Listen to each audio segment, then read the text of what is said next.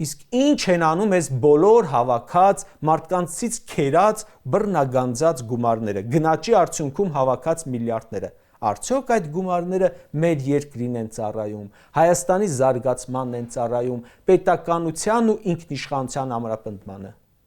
Այս գումարները կառավարությունը մսխում է պարգևավճարների, փառատոների, թանկարժեք գնումների, մեկ անձից ու գործարար դարձած ՔՊԱ-ներից թանկարժեք գնումների, երկրին ոչինչ չտվող գործուղումների, ինչ-որ համերգների, իրենց ավտոշարասյունների վառելիքների, ՔՊԱ-ներով լցված պետապարատը պահելու եւ նման բաների վրա։ Երևի ճիշտ կլիներ Նիկոլը սահմաներ իրենց ուտելու հարկ, ասենք անունը դներ կուկուռուզի հարկ, իմանայիր, որ դա տալիս ես զուտ ՔՊ-ի փորին, մյուս հարկերը գնում են երկրին, ոչ թե այսպես ամեն ինչ ծախսում են իրենց վրա ու նաև ժողովրդի հաշվին կուտակում պարտքեր։